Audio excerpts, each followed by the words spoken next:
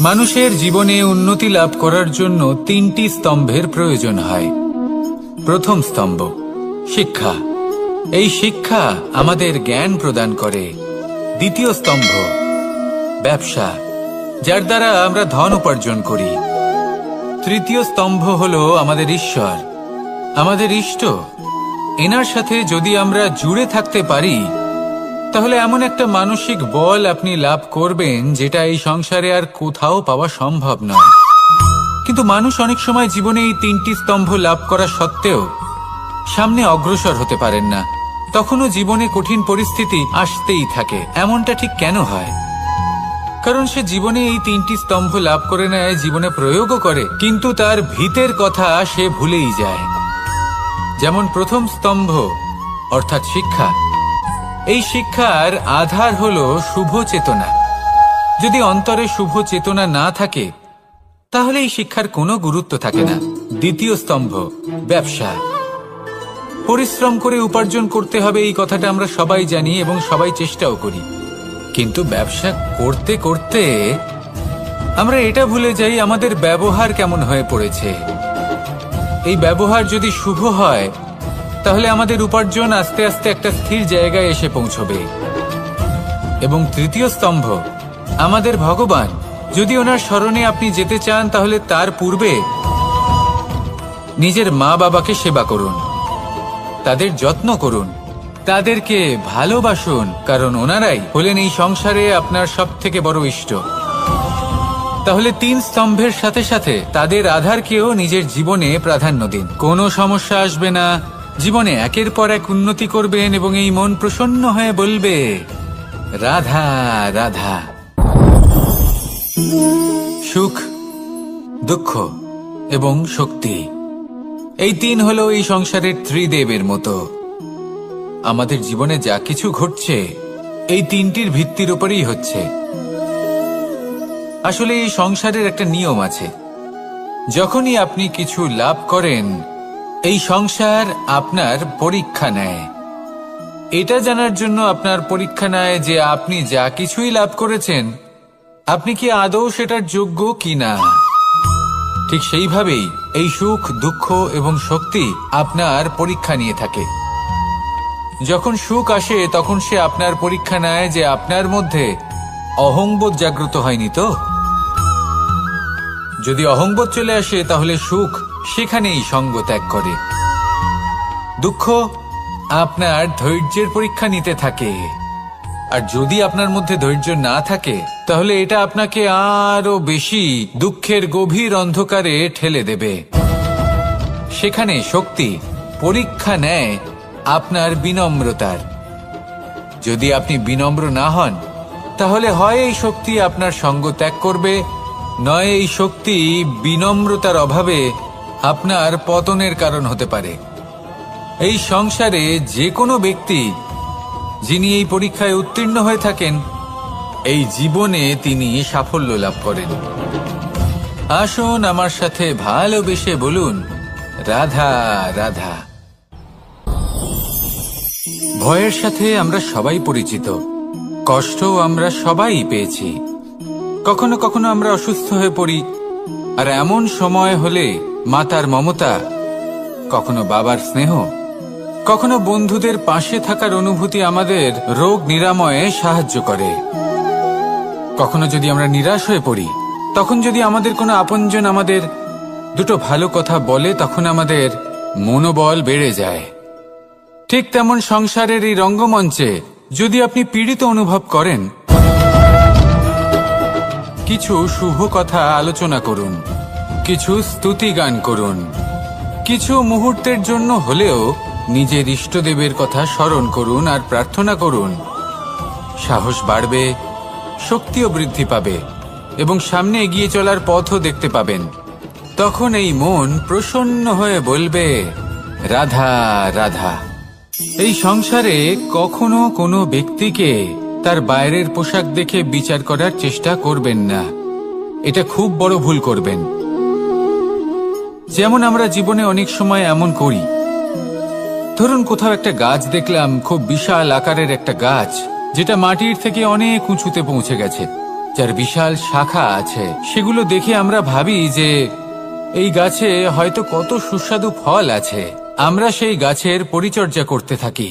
আবার অন্যদিকে হলো একটি তৃণ, যেটা মাটি থেকে কিছুটা উঁচুতে পৌঁছেছে, কিন্তু সেই তৃণর নিচে, মাটির নিচে অত্যন্ত সুস্বাদু ফল বা সবজি জন্ম নেয়, যা আমাদের স্বাস্থ্যের পক্ষে অত্যন্ত উপকারী। সেই জন্য কখনো আবরণ দেখে কাউকে বিচার করতে চেষ্টা করবেন না। তার বদলে এটা বোঝার চেষ্টা করুন যে আপনার সামনে যে ব্যক্তি আছে বা বস্তু আছে তার বিশেষত্ব কি। যদি এই বিশেষত্ব বোঝার ক্ষমতা আপনি অর্জন করেন, যদি এই শিল্প আপনি নিজের ভেতরে জাগ্রত করেন, তাহলে এই সংসারে বিশেষত্ব কি সেটা আপনি জানতে পারবেন। আর এই সমস্ত খেলা দৃষ্টি থেকে নয়, দৃষ্টিভঙ্গি থেকে জন্ম নেয়। দৃষ্টিভঙ্গি সবসময় শুভ রাখুন আর আমার সাথে ভালোবেসে বলুন, রাধা রাধা। যখন আমরা কোনো বনে প্রবেশ করি, তখন এই সবুজ ঘাস দেখে, এই কোমল ঘাস দেখে আমাদের মন প্রফুল্ল হয়ে ওঠে। ভিন্ন ভিন্ন প্রজাতির ফুল, ভিন্ন ভিন্ন রঙের ফুল দেখে এই মন আনন্দে ভরে ওঠে। এখানে শিশুরা আনন্দ লাভ করে, বড়রা ভোজন গ্রহণ করেন, কথাবার্তা বলেন, হাঁটাহাঁটি করে বেড়ান। এবার ভেবে দেখুন, যখন এই উপবনের নির্মাণ হয়েছিল সেই সময় যদি এই মাটিকে সঠিকভাবে খনন না করা হতো, যদি তাতে সঠিকভাবে বীজ রোপণ না করা হতো, যদি কোনো সংঘর্ষ না হতো, পরিশ্রম না করা হতো, যদি চলতে চলতে পায়ে কাঁটা না বিঁধে যেত, তাহলে এই সুন্দর বন দেখে আমরা কি এই আনন্দ লাভ করতে পারতাম? কখনোই নয়। ধরুন কোনো নদীর তটে সুন্দর একটি বন আছে, সেই বনের আনন্দ লাভ করতে গেলে আপনাকে সেই নদী পার করতেই হবে। যদি সুখের নদীর কাছে পৌঁছতে চান, তাহলে তটে যে কাঁটা রয়েছে সেগুলোর সাথে সংঘর্ষ করতেই হবে। এই সংসারে যদি আপনি সুখ লাভ করতে চান, তাহলে সুখ লাভের এই যাত্রা শুরু করতে হবে সংঘর্ষ দ্বারা। তাহলে সংঘর্ষকে স্বাগত জানান, এর পেছনেই সুখ রয়েছে যা আপনার জন্য অপেক্ষা করছে। এবার হাসুন আর আমার সাথে ভালোবেসে বলুন, রাধা রাধা। সংসারে আমাদের জীবনের সবথেকে বড় দোষ কি আপনি জানেন? কেউ বলবেন লোভ, কেউ বলবেন লালসা, কেউ বলবেন অসত্য। দেখুন, দুঃখের মূল কারণ হলো পরিশ্রম না করা। কিছু মানুষ ভাবেন যে আমি জীবনে কোনো পরিশ্রম করব না, অথচ আমি সবকিছু প্রাপ্ত করতে চাই। আর এমন এক কারণের জন্যই দূতের মতো খেলা আমাদের জীবনে প্রবেশ করার সুযোগ পায়। দূত। এই দূত আসলে কি? দূত অর্থাৎ কোনো পরিশ্রম ছাড়াই অন্য কেউ পরিশ্রম করে যা অর্জন করেছেন, যে সুখ সুবিধা অর্জন করেছেন, তা নিজের জন্য শুধুমাত্র একটা খেলার মাধ্যমে নিজের করে নেবার ইচ্ছে। আর এই ইচ্ছে অত্যন্ত বিনাশকারী হতে পারে। এই ইচ্ছে যদি আপনার বিবেক, আপনার মন, আপনার চেতনা, আপনার ভাবনা প্রবাহিত করে ফেলে, তারপরে আপনি চেষ্টা করতে শুরু করে দেবেন, আর সেইখান থেকেই আপনার পতন শুরু হবে। এই চেষ্টা করবেন যে অন্য কারোর জীবনের সমস্ত ধন, তার সমস্ত জীবন সম্পূর্ণভাবে নিজের করে নেওয়ার। কারণ প্রথমে আশা জাগ্রত হয়, আর এই আশা হতাশায় পরিণত হতে সময় লাগে না। এই হতাশা কুণ্ঠায় পরিণত হতে সময় লাগে না, কুণ্ঠা লোভে পরিণত হতে সময় লাগে না, আর এই লোভ প্রতিশোধ স্পৃহাতে পরিণত হতে সময় লাগে না। আর যখন এই সব কিছু হয়, আপনি দুষ্ট হয়ে যান। আর সবাই জানেন যে প্রত্যেক দুষ্ট ব্যক্তির পতন হলো অবশ্যম্ভাবী। তাই নিজেকে দূতের থেকে দূরে রাখুন আর পরিশ্রমকে নিজের কাছে টেনে নিন। জীবনে আপনার যা যা স্বপ্ন রয়েছে, যা আপনি করতে চান, শুধুই পরিশ্রম দ্বারা অর্জন করুন। তাহলে তাই করুন আর আমার সাথে ভালোবেসে বলুন, রাধা রাধা। জীবনে কিছু শেখা অত্যন্ত গুরুত্বপূর্ণ। এবার কি কি শিখতে হবে, সেই সব শেখানোর জন্য অনেক শিক্ষক রয়েছেন, কিন্তু কি শিখবেন না আর কি করবেন না, এটা আমাদের নিজের অভিজ্ঞতা দিয়েই শিখতে হয়। কিন্তু তার মানে এটা নয় যে যদি আপনাকে শিখতে হয় যে আগুনের তাপ কতটা, আপনাকে আগুনের মধ্যে হাত দিতে হবে না, অন্য কারোর অভিজ্ঞতা দ্বারাও শিখতে পারেন। প্রশ্ন শুধুমাত্র একটাই যে আপনি কি শিখতে চান নাকি চান না। যদি আপনি এটাই ভাবেন যে আমি শুধুই নিজের অভিজ্ঞতা দ্বারাই শিখতে চাই, তাহলে জীবনকাল ছোট মনে হবে, অনেক কিছুই শিখতে পারবেন না। তাই নিজের সাথে সাথে বড়দের অভিজ্ঞতা দ্বারাও শেখা শুরু করে দিন। এই সংসারের অভিজ্ঞতা দ্বারা শিখতে শুরু করে দিন। আর এটা নিশ্চিত রূপে শেখা আবশ্যক যে কখন কি করবেন না, কোথায় থামতে হবে আর কোথায় থামবেন না। তাহলে আসুন আর আমার সাথে ভালোবেসে বলুন, রাধা রাধা। ভোজন। এবার ভোজন সংগ্রহ করার জন্য মানুষ কি না করেন, সবসময় চেষ্টা করতে থাকেন। ফসল উৎপাদনের জন্য অনেক পরিশ্রম করতে থাকেন, কিন্তু অনেক সময় অনেক পরিশ্রম করার পরেও ফসল ভালো উৎপাদন হয় না। এর কারণ কি? কারণ হলো এটাই যে আপনি পরিশ্রম হয়তো অনেক করেছেন, কিন্তু আপনার নজর তো সেই বীজের দিকে ছিলই না যা আপনি রোপণ করেছেন। সেই জন্য সবসময় কোনো বীজ রোপণ করার আগে তাকে পরখ করে দেখুন, তা অত্যন্ত আবশ্যক। আর সেইভাবেই যখনই কোনো কর্মের প্রশ্ন আসে, তাহলে সেখানে শুধুমাত্র পরিশ্রম যথেষ্ট নয়।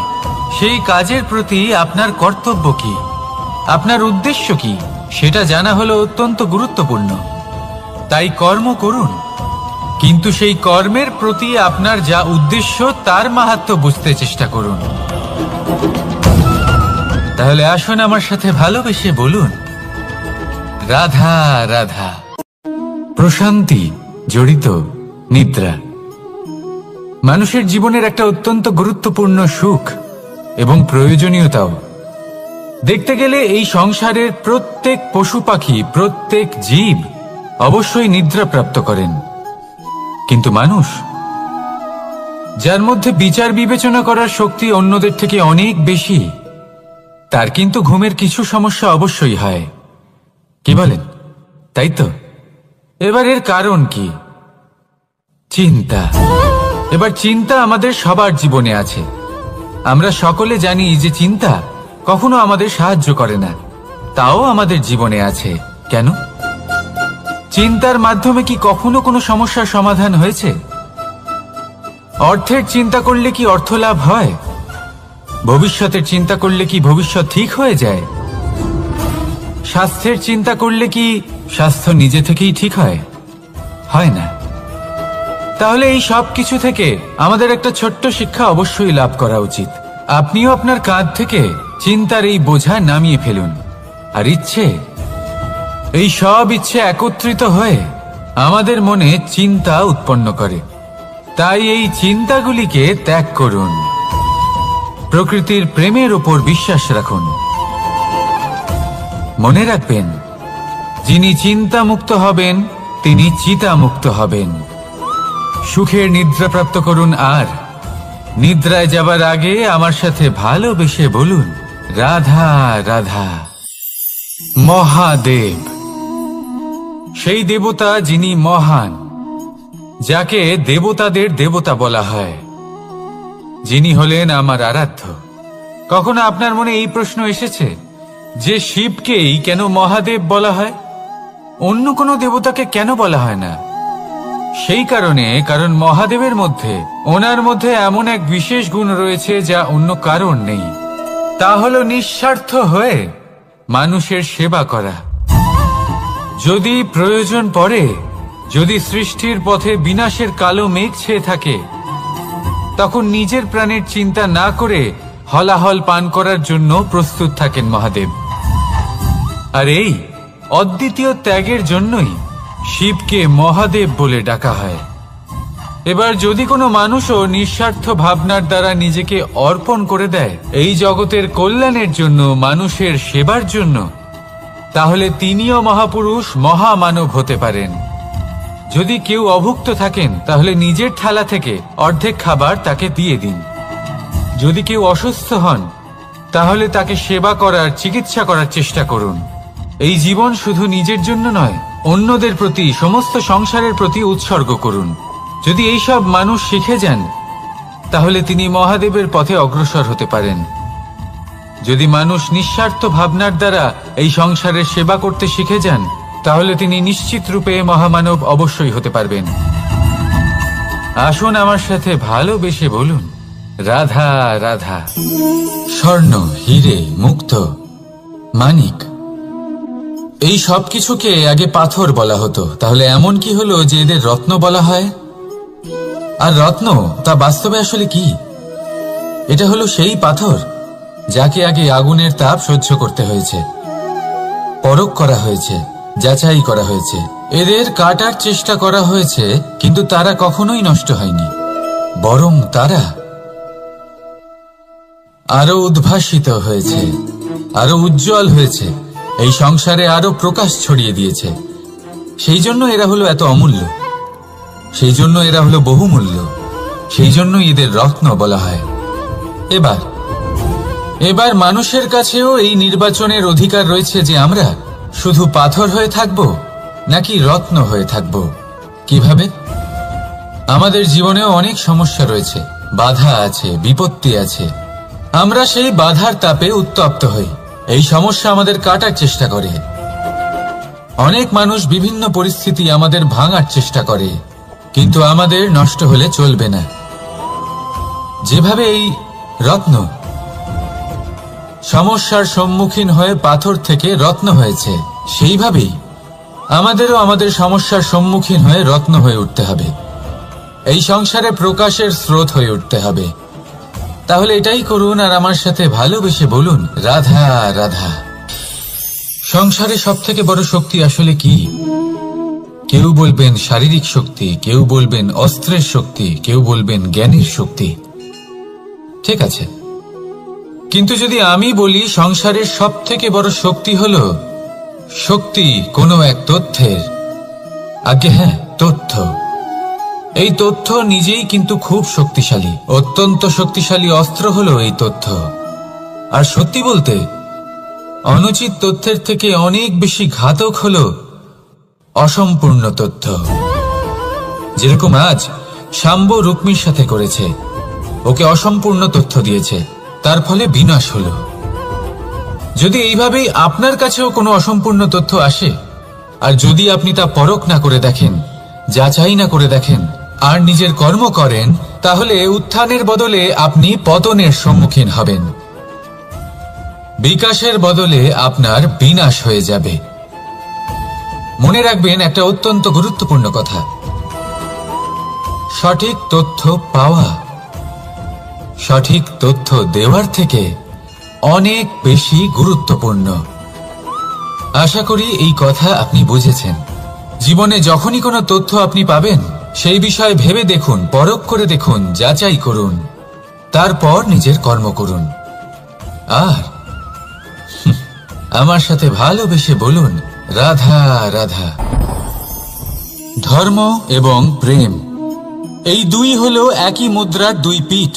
যদি এদের মধ্যে কোনোটা নষ্ট হয়ে যায়, তাহলে দ্বিতীয়টাও থাকে না। কখনো ভেবেছেন এমন কেন হয়? তার জন্য আগে আপনাকে বুঝতে হবে যে ধর্ম আসলে কি। ধর্ম সেটাই যা এই সংসারের প্রত্যেক মানুষকে একে অপরের সাথে সুখ এবং শান্তিতে থাকতে প্রেরণা যোগায়। এই প্রেরণার আধার হলো প্রেম। প্রেম সেটাই যা আপনার মধ্যে অন্য কারোর প্রতি করুণাবোধ জাগিয়ে তোলে, সম্মান জাগিয়ে তোলে। এবার যদি প্রেম চলে যায়, তাহলে সবার আগে বিনাশ হবে সম্মান আর করুণাবোধের। এবার যেখানে না প্রেম রয়েছে, না সম্মান রয়েছে, না করুণা রয়েছে, সেখানে ধর্ম কিভাবে বাস করবে? অশুভ ইচ্ছে জাগ্রত হয়ে ওঠে, ক্রোধ জাগ্রত হয়ে ওঠে, অহংকার জাগ্রত হয়ে ওঠে, আর তারপর আরম্ভ হয় অধর্মের। তাই যা যা ভাবনা আপনার অন্তরে প্রবেশ করছে, করতে দিন, কিন্তু যাই হোক না কেন, এই প্রেমকে নিজের থেকে দূরে যেতে দেবেন না। এই প্রেমকে চিরকাল নিজের কাছে রাখুন, নিজের হৃদয়। আর এই প্রেম ভাব নিয়ে বলুন, রাধা রাধা। এই সংসারে প্রত্যেক ব্যক্তি বড় কিছু করতে চায়, এমন কিছু যা এই সংসারে কেউ আগে কখনো করেনি। এমন জায়গায় পৌঁছতে চায় যেখানে এর আগে কেউ কখনো পৌঁছতে পারেনি, আর কেউ এতে সফলতা অর্জন করে। কিন্তু কিছু মানুষ অসফল হয় কেন? এটাই আমার প্রশ্ন। না তো তাদের ইচ্ছেতে কোনো কমতি থাকে, না কমতি থাকে তাদের চেষ্টায়। তাহলে কেন এরা পিছিয়ে পড়ে? এর উত্তর বড়ই সরল। এই সংসার। আপনাদের বলি কিভাবে। আপনারা সকলে সংসারে মহান কাজ করতে চান, সেই মান, সেই সম্মান পেতে চান যা এর আগে কেউ কখনো পায়নি। কিন্তু আপনার সমস্যা এটাও যে এই কাজে সংসার আপনার সাথে থাকছে না। বড়ই অদ্ভুত ব্যাপার। দেখুন, ভুলে যান গোটা সংসারকে। জীবনে একা একা এগিয়ে চলুন। অপেক্ষা করে আছে রাধা রাধা। কর্ম। মানুষ সর্বদা কর্ম করতে থাকে, আর এই কর্মের জন্যই সে মান, সম্মান, ধন, প্রতিষ্ঠা লাভ করে। এবার মানুষ সবসময় চেষ্টা করে যাতে সে ভালো কর্ম করে যায়। তাহলে আপনাকে বলি, শুধু ভালো কর্ম করাই আবশ্যক নয়, তার থেকে বেশি জরুরি হলো এই খারাপ কর্মকে বোঝা আর তার থেকে দূরে থাকা। কারণ যখনই আপনি কোনো সঠিক কাজ করেন বা ভালো কাজ করেন, কেউ তা মনে রাখে না। কিন্তু এই সংসারে বিষয়টা হলো এরকম, আপনি একটা খারাপ কর্ম করুন আর সেটা সবার মনে থাকে। এই খারাপ কর্ম কাজলের এক কৌটোর মতো হয়। আপনি যতই চেষ্টা করুন বাঁচিয়ে ব্যবহার করার, কিন্তু এই কালিমা কোথাও না কোথাও অবশ্যই লেগে থাকে। সেই জন্য জীবনে ভালো কর্ম অবশ্যই করুন, কিন্তু তার থেকেও বেশি জরুরি হলো এই খারাপ কর্মের থেকে দূরত্ব বজায় রাখা। আর এটা অবশ্যই করবেন। রাধা রাধা। সংসারে সমস্ত জায়গায় এই ব্যবসা চলতে থাকে। কিছু পাওয়ার জন্য কিছু দিতে হয়, লাভের জন্য কিছু বিনিয়োগ করতে হয়। যদি কারোর অনুভূতি জানতে হয়, তাহলে নিজের অনুভূতিকে ব্যয় করতেই হবে। এবার দেখুন না, কারোর আসল চেহারা যদি জানতে হয়, তাকে স্বাধীনতা দিয়ে দেখুন। যদি কারোর মনের শুদ্ধতা জানতে হয়, তাহলে তাকে ঋণ দিন। যদি কারোর গুণ জানতে হয়, তাহলে তার সাথে একসঙ্গে বসে ভোজন করুন। যদি কারোর ধৈর্যের পরীক্ষা নিতে হয়, তাহলে তাকে তার প্রিয় কাজ করতে বারণ করে দেখুন। যদি কারোর ভালো দিক জানতে হয়, তাহলে তার থেকে পরামর্শ নিয়ে দেখুন। এক অনুভূতির বদলে অন্য এক অনুভূতি বিনিময় করতে হয়।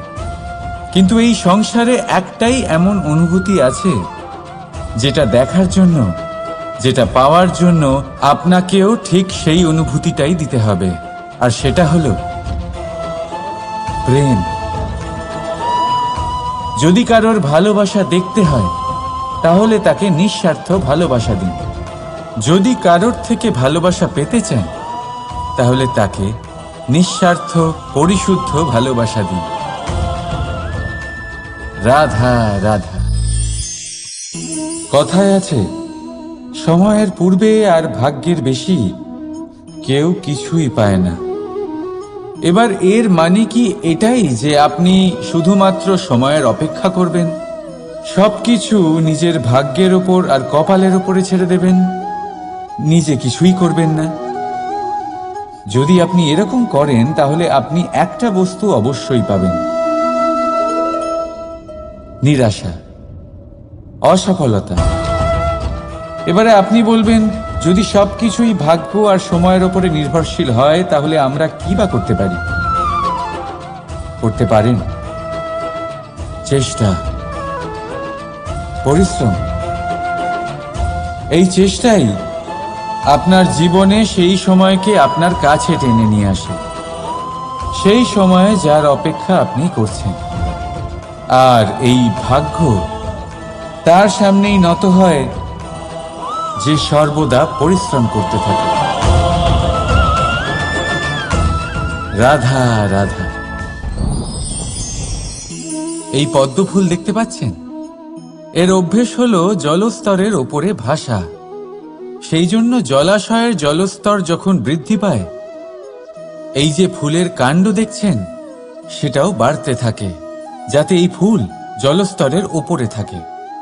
কিন্তু যখন সেই জলাশয়ে জলস্তর নামতে থাকে, সেই কাণ্ড নিজেকে ছোট করতে পারে না, আর এই ফুল নিজের ভারে নিজেই ভেঙে পড়ে। এবার এটা আমাদের সাথেও হয়। সময়ের সাথে আমরা জীবনে যত সাফল্য পাই, আমাদের জীবনের স্তর বাড়তে থাকে। আর যখন আমাদের সংস্থান কমতে থাকে, আমরা সেই জীবন স্তর ছাড়তে পারি না, আর শেষ পর্যন্ত সেই জীবন স্তরের কারণেই ভারাক্রান্ত হয়ে শেষ হয়ে যায়। সেই জন্য যদি কিছু রাখতে হয়, তাহলে তা হলো দৃষ্টিভঙ্গি। সাধারণভাবে জীবন যাপন করতে শিখুন। সময়ের চক্রও আপনাকে মাত দিতে পারবে না। রাধা রাধা।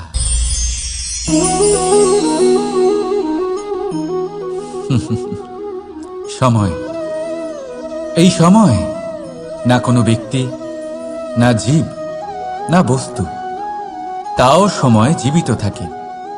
এই সময়ে না জল, না অগ্নি, আর না বায়ু, কিন্তু তাও আমাদের জীবনের আধার। এই সময় দেখতে গেলে মানুষ এই সময়ের হাতের খেলনা।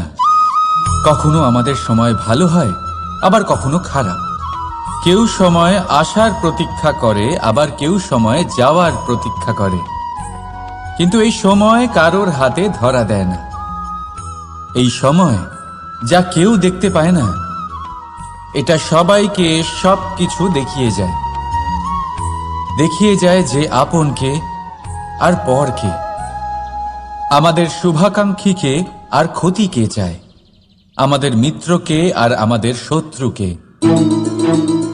এই সময় আপনাকে দেখায় যে আপনি কতটা শক্তিশালী, সেই সময় আপনাকে দেখিয়ে যাবে আপনি কতটা দুর্বল।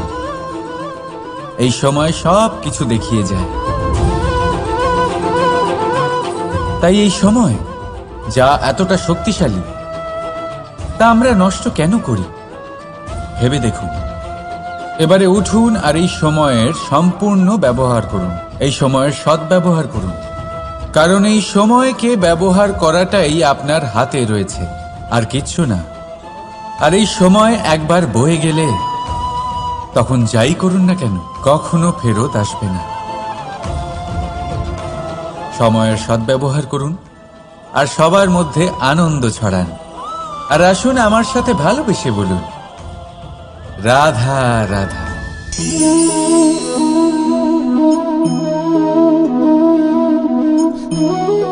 এই জল দেখতে পাচ্ছেন আপনি? এটা ঘোলা জল, এতে ময়লা মিশে আছে। কিন্তু যদি আপনি এটা কিছুক্ষণ এমনি ফেলে রাখেন, তাহলে দেখবেন এই ময়লা আপনা থেকেই নিচে থিতিয়ে পড়বে। কিন্তু এই পাত্রটা নাড়াতে থাকলে এমনটা হবে না। শান্ত ছেড়ে দেবেন, তবেই এই ময়লা নিজেই নিচে চলে যাবে। ঠিক সেইভাবেই যখন আমাদের জীবনে কোনো সমস্যা আসে, কোনো অশান্তির সৃষ্টি হয়, তখন উত্তেজিত হয়ে পড়লে, নিজের সংযম হারিয়ে ফেললে আমরা এর সমাধান পাব না। শান্ত থাকলে তখনই সমস্যার সমাধান পাব। তাই মনে রাখবেন, ধৈর্য আর সংযম দ্বারা শান্ত মনে বিচার করলে যত বড়ই সমস্যা হোক না কেন, তার সমাধান আপনি অবশ্যই পাবেন।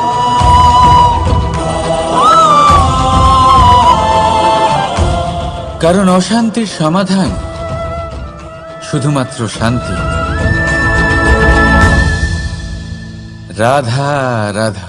প্রজাপতি আকাশে উড়ে বেড়ায়, সে সুন্দর ফুলের রস আস্বাদন করে, উন্মুক্ত উড়ে বেড়ায়, কিন্তু তারও বিপদ কম কিছু নেই। যেমন হলো পতঙ্গ, জন্তু।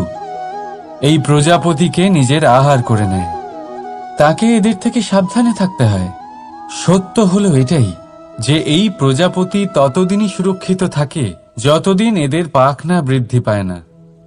যখন এরা এদের খোলসের মধ্যে থাকে, যখন না কারো দৃষ্টি এদের ওপর পড়ে আর না কোনো শত্রু এদের আঘাত করতে পারে, কিন্তু তখন তারা বন্ধ থাকে, অবিচল নিশ্চল থাকে। এই সুন্দর সংসার দেখার জন্য, এই সুন্দর আকাশ পাওয়ার জন্য তাকে তার সুরক্ষা ক্ষেত্র থেকে বাইরে বেরিয়ে আসতেই হয়। আর এটাই জীবনের নিয়ম। মানুষের সাথেও ঠিক এরকমই হয়।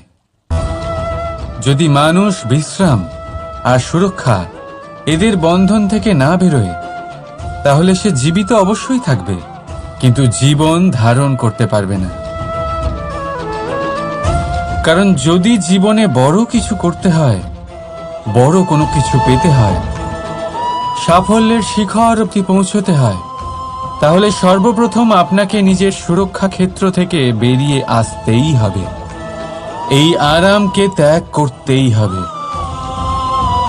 তবেই আপনি সফল হতে পারবেন, তবেই আপনি এই প্রজাপতির মতো আকাশে উড়ে বেড়াতে পারবেন। রাধা রাধা। মানুষের জীবনে উন্নতি লাভ করার জন্য তিনটি স্তম্ভের প্রয়োজন হয়। প্রথম স্তম্ভ শিক্ষা। এই শিক্ষা আমাদের জ্ঞান প্রদান করে। দ্বিতীয় স্তম্ভ ব্যবসা, যার দ্বারা আমরা ধন উপার্জন করি। তৃতীয় স্তম্ভ হলো আমাদের ঈশ্বর, আমাদের ইষ্ট। এনার সাথে যদি আমরা জুড়ে থাকতে পারি, তাহলে এমন একটা মানসিক বল আপনি লাভ করবেন যেটা এই সংসারে আর কোথাও পাওয়া সম্ভব নয়। কিন্তু মানুষ অনেক সময় জীবনে এই তিনটি স্তম্ভ লাভ করা সত্ত্বেও সামনে অগ্রসর হতে পারেন না।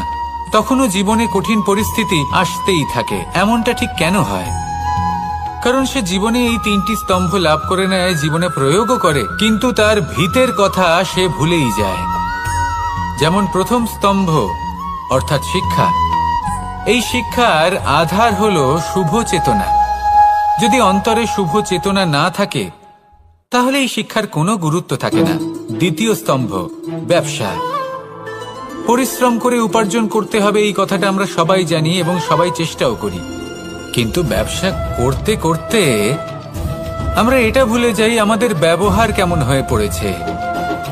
এই ব্যবহার যদি শুভ হয়, তাহলে আমাদের উপার্জন আস্তে আস্তে একটা স্থির জায়গায় এসে পৌঁছবে। এবং তৃতীয় স্তম্ভ আমাদের ভগবান।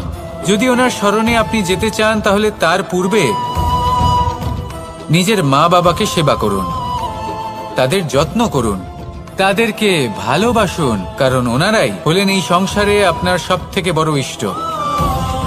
তাহলে তিন স্তম্ভের সাথে সাথে তাদের আধারকেও নিজের জীবনে প্রাধান্য দিন। কোনো সমস্যা আসবে না, জীবনে একের পর এক উন্নতি করবেন এবং এই মন প্রসন্ন হয়ে বলবে রাধা রাধা।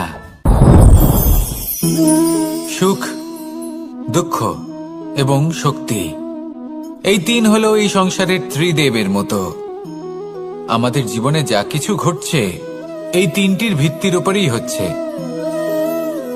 আসলে এই সংসারের একটা নিয়ম আছে। যখনই আপনি কিছু লাভ করেন, এই সংসার আপনার পরীক্ষা নেয়। এটা জানার জন্য আপনার পরীক্ষা নেয় যে আপনি যা কিছুই লাভ করেছেন, আপনি কি আদৌ সেটার যোগ্য কিনা। ঠিক সেইভাবেই এই সুখ, দুঃখ এবং শক্তি আপনার পরীক্ষা নিয়ে থাকে। যখন সুখ আসে, তখন সে আপনার পরীক্ষা নেয় যে আপনার মধ্যে অহংবোধ জাগ্রত হয়নি তো। যদি অহংবোধ চলে আসে, তাহলে সুখ সেখানেই সঙ্গ ত্যাগ করে। দুঃখ আপনার ধৈর্যের পরীক্ষা নিতে থাকে, আর যদি আপনার মধ্যে ধৈর্য না থাকে, তাহলে এটা আপনাকে আরো বেশি দুঃখের গভীর অন্ধকারে ঠেলে দেবে। সেখানে শক্তি পরীক্ষা নেয় আপনার বিনম্রতার। যদি আপনি বিনম্র না হন, তাহলে হয় এই শক্তি আপনার সঙ্গ ত্যাগ করবে, নয় এই শক্তি বিনম্রতার অভাবে আপনার পতনের কারণ হতে পারে। এই সংসারে যে কোনো ব্যক্তি যিনি এই পরীক্ষায় উত্তীর্ণ হয়ে থাকেন, এই জীবনে তিনি সাফল্য লাভ করেন। আসুন আমার সাথে ভালোবেসে বলুন, রাধা রাধা।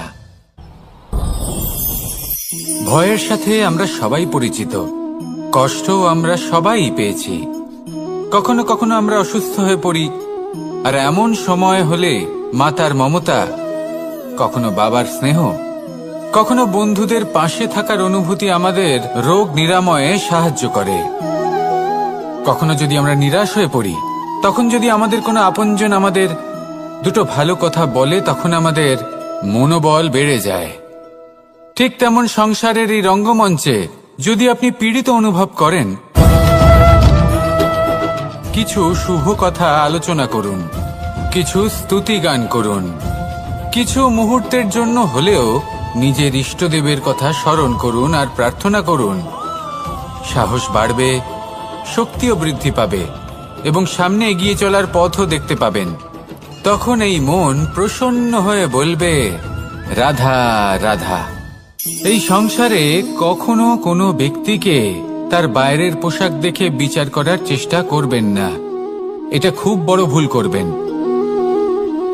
যেমন আমরা জীবনে অনেক সময় এমন করি, ধরুন কোথাও একটা গাছ দেখলাম, খুব বিশাল আকারের একটা গাছ, যেটা মাটির থেকে অনেক উঁচুতে পৌঁছে গেছে, যার বিশাল শাখা আছে। সেগুলো দেখে আমরা ভাবি যে এই গাছে হয়তো কত সুস্বাদু ফল আছে, আমরা সেই গাছের পরিচর্যা করতে থাকি। আবার অন্যদিকে হলো একটি তৃণ, যেটা মাটি থেকে কিছুটা উঁচুতে পৌঁছেছে, কিন্তু সেই তৃণর নিচে, মাটির নিচে অত্যন্ত সুস্বাদু ফল বা সবজি জন্ম নেয়, যা আমাদের স্বাস্থ্যের পক্ষে অত্যন্ত উপকারী। সেই জন্য কখনো আবরণ দেখে কাউকে বিচার করতে চেষ্টা করবেন না। তার বদলে এটা বোঝার চেষ্টা করুন যে আপনার সামনে যে ব্যক্তি আছে বা বস্তু আছে, তার বিশেষত্ব কি। যদি এই বিশেষত্ব বোঝার ক্ষমতা আপনি অর্জন করেন, যদি এই শিল্প আপনি নিজের ভেতরে জাগ্রত করেন, তাহলে এই সংসারে বিশেষত্ব কি সেটা আপনি জানতে পারবেন। আর এই সমস্ত খেলা দৃষ্টি থেকে নয়, দৃষ্টিভঙ্গি থেকে জন্ম নেয়। দৃষ্টিভঙ্গি সবসময় শুভ রাখুন আর আমার সাথে ভালোবেসে বলুন, রাধা রাধা। যখন আমরা কোনো বনে প্রবেশ করি, তখন এই সবুজ ঘাস দেখে, এই কোমল ঘাস দেখে আমাদের মন প্রফুল্ল হয়ে ওঠে। ভিন্ন ভিন্ন প্রজাতির ফুল, ভিন্ন ভিন্ন রঙের ফুল দেখে এই মন আনন্দে ভরে ওঠে। এখানে শিশুরা আনন্দ লাভ করে, বড়রা ভোজন গ্রহণ করেন, কথাবার্তা বলেন, হাঁটাহাঁটি করে বেড়ান।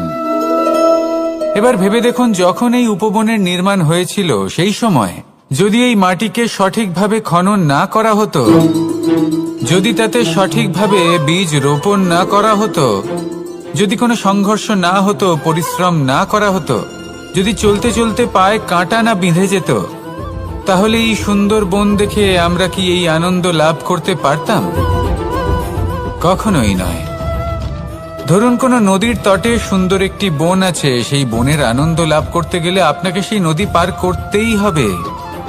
যদি সুখের নদীর কাছে পৌঁছতে চান, তাহলে তটে যে কাঁটা রয়েছে সেগুলোর সাথে সংঘর্ষ করতেই হবে। এই সংসারে যদি আপনি সুখ লাভ করতে চান, তাহলে সুখ লাভের এই যাত্রা শুরু করতে হবে সংঘর্ষ দ্বারা। তাহলে সংঘর্ষকে স্বাগত জানান, এর পেছনেই সুখ রয়েছে যা আপনার জন্য অপেক্ষা করছে। এবার হাসুন আর আমার সাথে ভালোবেসে বলুন, রাধা রাধা।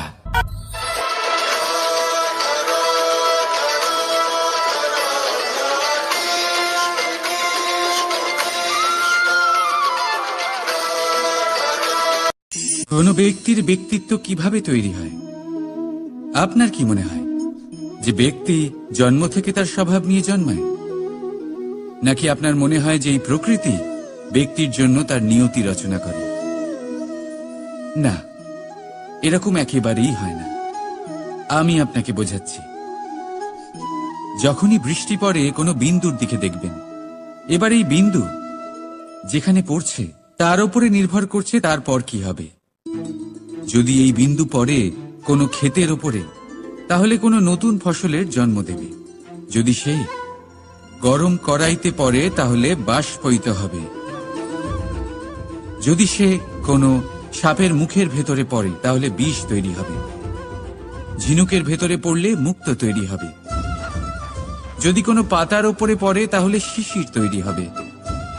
একই বিন্দু, কিন্তু তার সঙ্গত তার ভবিষ্যৎ এবং ব্যক্তিত্ব নির্ধারণ করবে।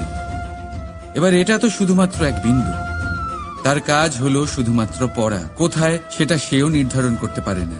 কিন্তু আপনি হলেন মানুষ। আপনি বাছাই করতে পারবেন যে আপনার সঙ্গী কারা হবে, কাদের সাথে আপনি মেলামেশা করে বড় হবেন। তাই তা ভালোভাবে করুন, কারণ এই নির্বাচন আপনার হাতে, কারণ এই জীবন আপনার, ভবিষ্যৎ আপনার। এবার আপনি মহান হতে চান কি না তার নির্ণয় আপনাকেই করতে হবে। আসুন আমার সাথে ভালোবেসে বলুন, রাধা রাধা।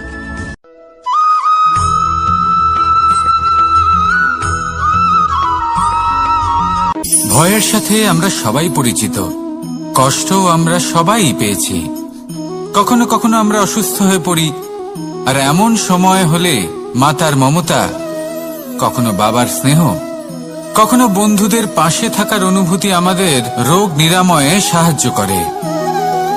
কখনো যদি আমরা নিরাশ হয়ে পড়ি, তখন যদি আমাদের কোনো আপনজন আমাদের দুটো ভালো কথা বলে, তখন আমাদের মনোবল বেড়ে যায়।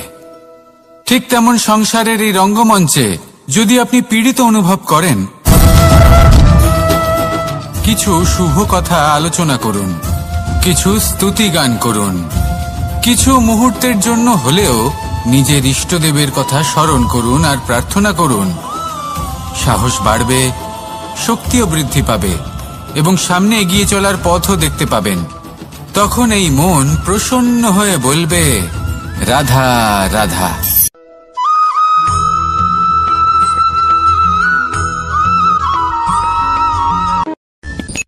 সূর্যের তাপ এতটাই প্রখর হয়, তা সমস্ত বনস্পতিকে শুষ্ক করে দেয়। পুকুর হোক, নদী হোক, সরোবর হোক, সমস্ত শুষ্ক হয়ে যায়। কিন্তু আপনি কখনো শুনেছেন সূর্যের তাপে সমুদ্র শুকিয়ে গেছে? এমন কখনোই হয় না। আর এর পেছনেই লুকিয়ে রয়েছে এক অমূল্য জীবনের শিক্ষা।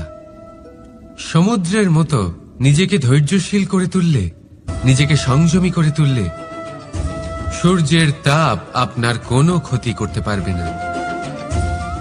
আপনার অন্তর থেকে সেই তাপ বাষ্পায়িত হয়ে মেঘ তৈরি হয়ে সূর্যকে ঢেকে দেবে, আর তারপর হবে শুধু সাফল্যের বৃষ্টি।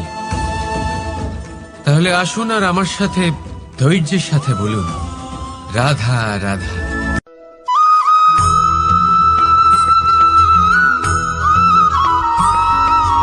মানুষের জীবনে দুই ধরনের আবেগ থাকে যা চিরকাল তার সাথে বসবাস করে। প্রথম, স্বপ্ন। দ্বিতীয়, অজুহাত। মানুষ হাজার হাজার স্বপ্ন দেখতে পারে। আমাকে এই কাজ করতে হবে, আমাকে ওখানে ঘুরতে যেতে হবে, আমার জীবনে এই অসম্ভব কাজ বাস্তবায়িত করে দেখাতে হবে, আদি ইত্যাদি। এবার ঠিক যেমন স্বপ্ন দেখেন, সেইভাবে অজুহাতও খুঁজে নিয়ে আসেন। আমি এই স্বপ্ন পূরণ করতে পারলাম না, কারণ আমাকে কেউ সাহায্যই করল না, কারণ আমি দুর্বল হয়ে পড়েছিলাম, কারণ আমার কাছে সময়ই ছিল না, আদি ইত্যাদি। এবার সাফল্য এবং অসফলতার মাঝখানে এই ধরনের সংঘর্ষ হতে থাকে। সাফল্য তখন লাভ করা সম্ভব যখন আপনার স্বপ্ন আপনার অজুহাতের থেকে অনেক বড় হয়, আর অসফলতা তখন পাবেন যখন আপনার অজুহাত আপনার স্বপ্নের থেকে অনেক বড় হয়। আপনি যদি সাফল্য লাভ করতে চান, তাহলে চেষ্টা করতে থাকুন, পরিশ্রম করুন। যদি অসফল হন, তাহলে ভয়ভীত হওয়ার কোনো প্রয়োজন নেই। নিজের ভুল বুঝুন, তাকে শুধরে নিন, আবার চেষ্টা করুন। কিন্তু যদি নিজের জীবনে অজুহাত নিয়ে আসেন, তখন স্বপ্ন কখনো পূরণ হবে না। আসুন আমার সাথে ভালোবেসে বলুন, রাধা রাধা।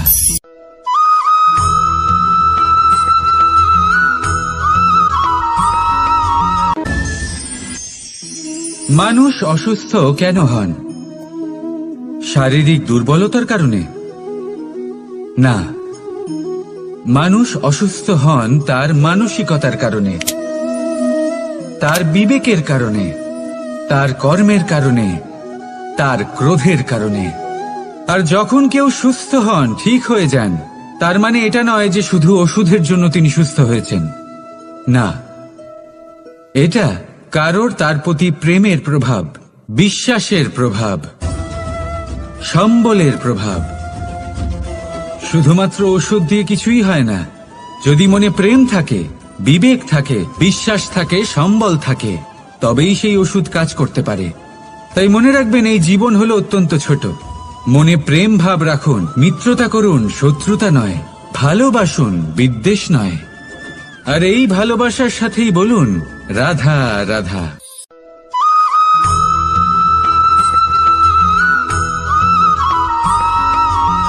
জীবন কিসের উপর নির্ভরশীল? ধনের ওপর, বৈভবের ওপর, নিঃশ্বাসের ওপর? না, এই জীবন নির্ভরশীল বিশ্বাসের ওপর। বিশ্বাস নিজের ওপর, বিশ্বাস আমাদের আপনজনের ওপর। কিন্তু যখন এই বিশ্বাস ভেঙে যায়, তখন মানুষের মনও ভেঙে যায়, আর তারপর সে অন্য কিছু করতেই পারে না। তখন কি করা যেতে পারে? 3টে কাজ আছে যা আপনি করতে পারেন। প্রথম, ভালোবাসা। যাকে আপনি ভালোবাসেন, যারা আপনাকে ভালোবাসে, ভুল যারই হোক না কেন, তার কাছে ক্ষমা চাইতে কখনোই সংকোচ বোধ করবেন না। দ্বিতীয় হলো বিশ্বাস। যারা আপনাকে ভালোবাসেন, আপনাকে বিশ্বাস করেন, তাদের বিশ্বাস কখনো ভাঙবেন না। তৃতীয় হলো আশা। যারা আপনাকে ভালোবাসেন, আপনাকে বিশ্বাস করেন, তাদের আশা আপনার সাথে জড়িত। তাদের থেকে কখনো কিচ্ছু লুকোবেন না। এই 3টে কাজ করুন, আর এই জীবন সুপ্রসন্ন হয়ে বলবে, রাধা রাধা।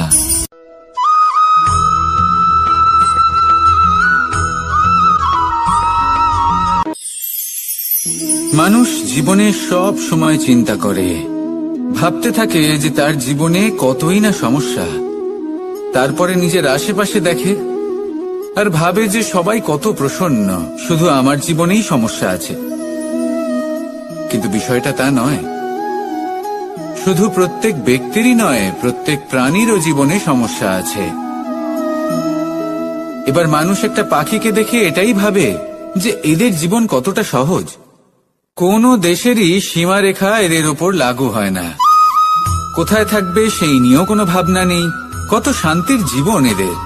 তারপর সে একটা পিঁপড়েকে দেখে আর এটা ভাবে, কি অসাধারণ, এদের তো সারা জীবনই মাটির উপরেই অতিবাহিত হয়, খাবারটাও মাটিতেই পেয়ে যায়। কি শান্তির জীবন এদের। কিন্তু যখন কোনো ঝড় আসে, তখন সবার আগে সেই পাখির বাসাটাই ঝড়ে ভেঙে যায়। এই পাখি যে শাখাতেই গিয়ে বসে পড়ুক, তাদের উপর সবসময় সংকট থাকে যে ওপর থেকে কোনো বড় পাখি এসে তাদের উপর প্রহার না করে, তারা নিজেদের প্রাণ না হারায়। আর যদি কথা বলি পিঁপড়েকে নিয়ে, এদের উপর সবসময় সংকট থাকে যে কোনোভাবে বাতাস বা জল এদের ভাসিয়ে না নিয়ে যায়, কোনো প্রাণী ওকে পা দিয়ে পিষে না দেয়, এই পিঁপড়ে পিষ্ট হয়ে না মারা যায়। দেখুন, সমস্যা প্রত্যেকের জীবনে রয়েছে, আর এই সমস্যা আসতেই থাকবে। এর অর্থ এটা নয় যে এই সমস্যার সম্মুখীনই হওয়া যায় না, এর সমাধানও সম্ভব নয়। প্রত্যেক সমস্যার সমাধান অবশ্যই আছে, শুধু শান্ত মনে সেটা খুঁজে বের করতে হবে। তাহলে সেটাই করুন। প্রত্যেক সমস্যার সমাধান করতে থাকুন। যত সমাধান করবেন, জীবন আনন্দময় হয়ে উঠবে। যদি সমাধান না করেন, তাহলে আজীবন দুঃখই পেতে থাকবেন। আসুন আমার সাথে ভালোবেসে বলুন, রাধা রাধা।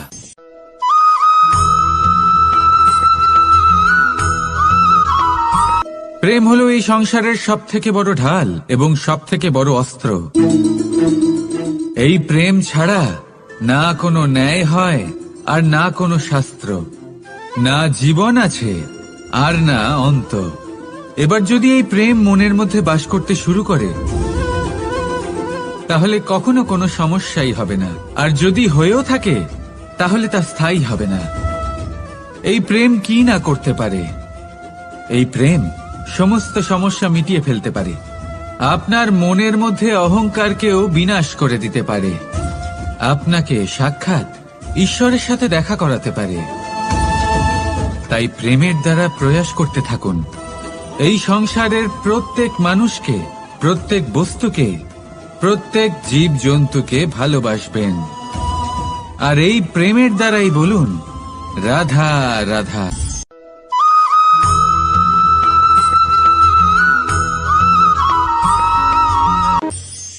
মানুষ এক অত্যন্ত বিচিত্র প্রাণী। পরিকল্পনা করে, ষড়যন্ত্র করে, প্রচেষ্টা করে, কাউকে পরাজিত করার চেষ্টাও করে।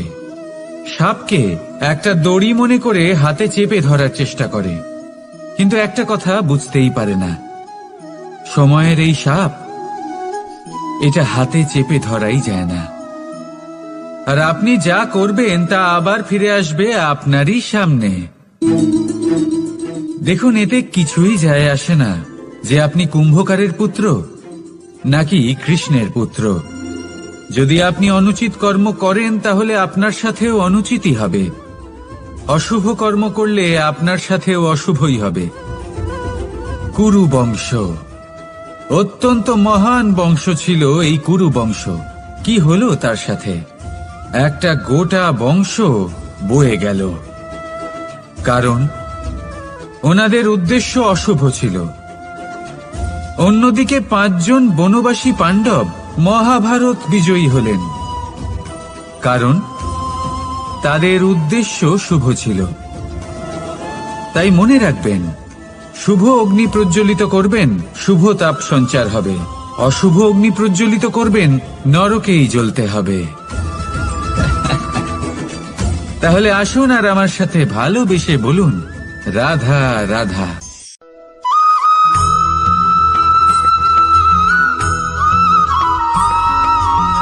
প্রেম এই সংসারে এসেছিল এই সংসারকে প্রেমের শিক্ষা দেওয়ার জন্য, এই জীবনের সুখের অনুভূতি আসলে কি তা শেখানোর জন্য। কিন্তু যদি সত্যি কথা বলি, তো আমি নিজেই প্রতিদিন প্রেমের নতুন নতুন স্বরূপ দেখতে পাই। প্রেমের একটা নতুন অনুভূতি প্রত্যেক নতুন দিনে। আর তার কারণ হলো এই প্রেম অনন্ত। এ হলো দৈব। প্রেম হলো এই সংসারের সবথেকে বড় ঢাল এবং সবথেকে বড় অস্ত্র। এই প্রেম ছাড়া না কোনো ন্যায় হয়, আর না কোনো শাস্ত্র, না জীবন আছে, আর না অন্ত। এবার যদি এই প্রেম মনের মধ্যে বাস করতে শুরু করে, তাহলে কখনো কোনো সমস্যাই হবে না। আর যদি হয়েও থাকে, তাহলে তা স্থায়ী হবে না। এই প্রেম কি না করতে পারে? এই প্রেম সমস্ত সমস্যা মিটিয়ে ফেলতে পারে। আপনার মনের মধ্যে অহংকারকেও বিনাশ করে দিতে পারে। আপনাকে সাক্ষাৎ ঈশ্বরের সাথে দেখা করাতে পারে। তাই প্রেমের দ্বারা প্রয়াস করতে থাকুন। এই সংসারের প্রত্যেক মানুষকে, প্রত্যেক বস্তুকে, প্রত্যেক জীব জন্তুকে ভালোবাসবেন। আর এই প্রেমের দ্বারাই বলুন, রাধা রাধা।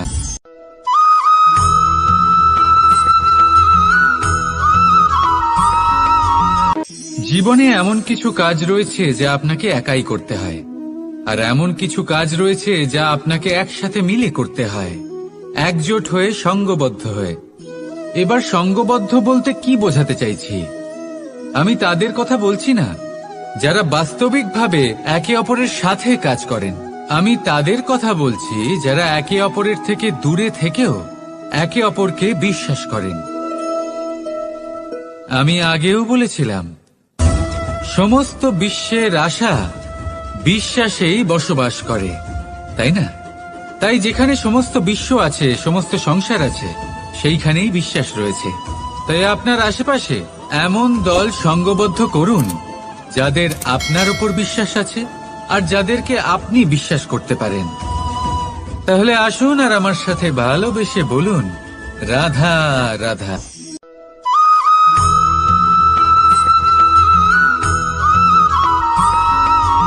আমরা যে মানুষকে চাই, যাকে আমরা ভালোবাসি, তাকে একটা উপহার অবশ্যই দিতে চাই। এমন এক উপহার যা ওনার ভালো লাগবে, যা শ্রেষ্ঠ হবে, অতি প্রিয় হবে। বহুমূল্য হবে বা বলতে পারেন মূল্যবান হবে। তাই আমরা কি করি, আমরা বাজারে যাই, তার জন্য স্বর্ণ, আভূষণ, হিরে, মুক্ত এইসব নিয়ে আসি। কিন্তু এটাই কি সর্বশ্রেষ্ঠ উপহার? কখনোই না। সর্বশ্রেষ্ঠ উপহার হল স্বাধীনতা, তাকে নিজের মনের মতো বাঁচার স্বাধীনতা। যদি আপনি কাউকে স্বাধীনতা না দিতে পারেন, তাহলে সে কোথাও না কোথাও বন্দী হয়ে যায়, তার বিকাশ কোথাও না কোথাও আটকে যায়। কিন্তু যদি আপনি কাউকে স্বাধীনতা দিতে পারেন, তাহলে আপনি দেখবেন ও সমস্ত সংসারকে, এই জীবনকে নিজের দৃষ্টিভঙ্গি দিয়ে দেখবে, বুঝবে যে কোনটা হলো উচিত আর কোনটা হলো অনুচিত। আর এটাই হলো সর্বশ্রেষ্ঠ। আর এবার যদি কাউকে স্বাধীনতার মাধ্যমে এত বড় একটা শক্তি দিতে পারেন, তাহলে আপনি আমাকে বলুন, এর থেকে বড় উপহার আর কি হতে পারে? আসুন আর আমার সাথে ভালোবেসে বলুন, রাধা রাধা।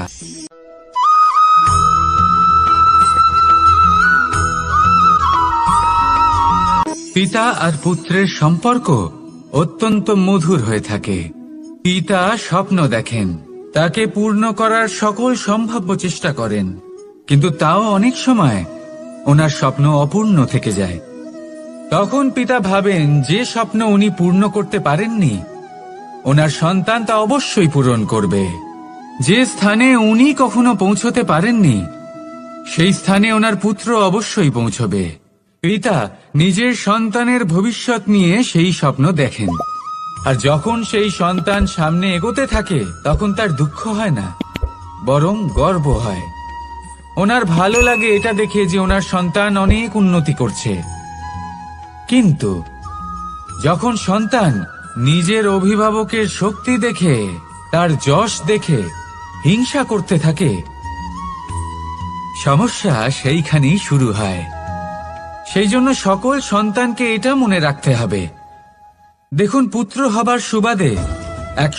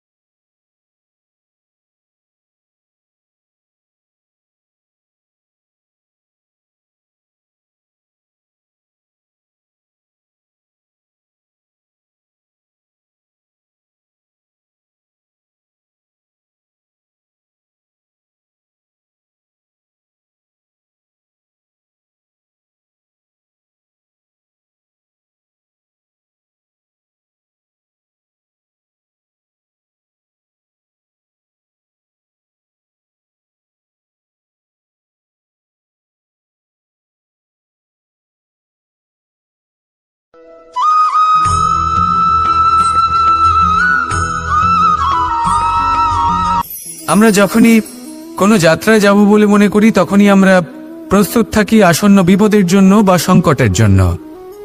যেমন যদি আমাদের মনে হয় যে আজকের পরিবেশ খুব ঠান্ডা হবে, তাহলে আমরা গরম বস্ত্র ধারণ করি বা সেটাকে সাথে নিয়ে যাই। যদি মনে হয় যে বৃষ্টি হতে পারে বা বৃষ্টি হয়ে চলেছে আমরা দেখছি, তাহলে আমরা একটা ছাতা সাথে নিয়ে নিই। আমরা প্রস্তুত থাকতে চাই এবং এটাই উচিত, এবং সেই কারণেই আমরা যাত্রায় সাফল্য লাভ করি। কিন্তু যদি আমরা কথা বলি জীবনযাত্রা নিয়ে, যা কিনা সব থেকে বেশি গুরুত্বপূর্ণ, তাহলে তার জন্য আমরা পূর্ণরূপে প্রস্তুত থাকি না। আশেপাশের মানুষ, এই সমাজ, আমাদের সাথী, আমাদের মিত্ররা যে কোনো মুহূর্তে বদলে যেতে পারেন। সেই জন্য আমরা নিজেদেরকে কখনো সাবধান করি না, কখনোই নিজেদের প্রস্তুত করি না। আমাদের এটা কখনোই মনে হয় না যে এরকম হতে পারে, আর সেই কারণেই শেষে গিয়ে আমরা অত্যন্ত দুঃখ পাই। একটা অমূল্য শিক্ষা আছে যেটা আমাদের লাভ করা উচিত, সতর্ক থাকা উচিত। এই জীবনযাত্রার জন্য শুধুমাত্র এই পরিবেশের বিষয়ে তথ্য সংগ্রহ করা বা তাকে অনুমান করা এটুকু হলেই চলবে না। আমাদের আশেপাশের মানুষজনকে দেখতে হবে, তাদের স্বভাব পরিস্থিতির ওপর নজর রাখতে হবে। যখন তারা রং পাল্টাচ্ছেন নজর রাখতে হবে, তা অত্যন্ত আবশ্যক। পরিবর্তন আপনার জীবনে অবশ্যম্ভাবী, সঠিকভাবে তার সম্মুখীন হন। আসুন আমার সাথে ভালোবেসে বলুন, রাধা রাধা।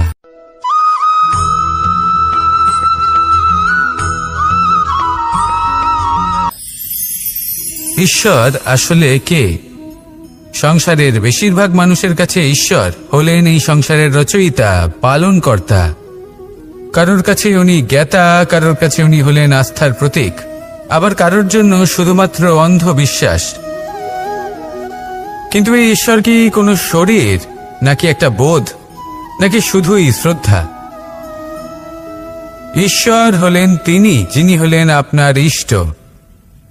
সেই জন্যই তো গুরু, মাতা, পিতা এনাদেরও ঈশ্বরই বলা হয়েছে। যাদেরকে আমরা ঈশ্বর বলে মনে করি, যারা আমাদের ইষ্ট, তারা আমাদের একটি পথ দেখান, একটি দিকে চালিত করেন। সেই পথে চলে আপনি শুভ কর্ম করতে পারেন। আর যখন কোনো ব্যক্তি তার ঈশ্বরের আদেশ পালন করেন, তখন সে নিজে থেকেই শুভ পথে অগ্রসর হয়ে যান। বেশ কয়েকজন মানুষ ঈশ্বরের ওপর আস্থা রাখেন এবং ভাবেন যে অনুচিত কোনো কাজ করা উচিত নয়, ঈশ্বর দেখছেন। ওনারা ভয় পান যে কোনো অনুচিত কর্ম করলে কে জানে তার পরিণাম কি হবে। এমন অনেক ব্যক্তি রয়েছেন যারা ঈশ্বরকে বিশ্বাস করেন এবং জানেন যে ঈশ্বর তাদেরকে দেখছেন, তাই যে যে শুভকর্ম ওনারা করেছেন তার ফল তারা অবশ্যই পাবেন।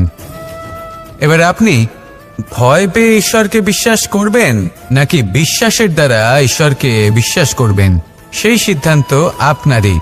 কিন্তু হ্যাঁ, যদি আপনার মনে ঈশ্বরের জন্য কোনো স্থান থাকে, যদি আপনার কোনো ইষ্ট থাকেন, যদি আপনি কাউকে ঈশ্বর মনে করেন, যার প্রত্যেক আদেশ আপনি পালন করে থাকেন, তাহলে বলি ঈশ্বর কখনো আপনাকে অনুচিত পথে চালিত করবেন না। আসুন আমার সাথে ভালোবেসে বলুন, রাধা রাধা।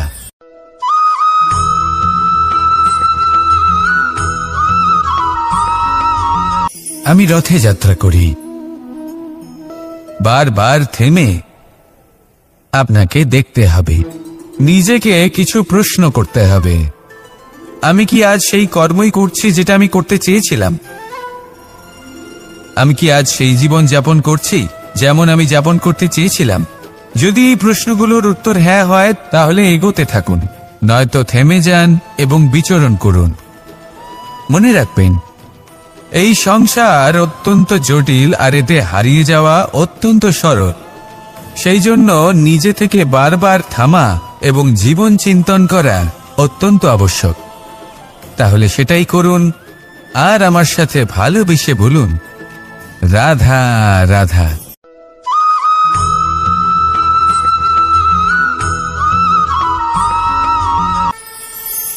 কথায় আছে যে স্বপ্ন এবং লক্ষ্য হলো একটি মুদ্রারই দুটি দিক।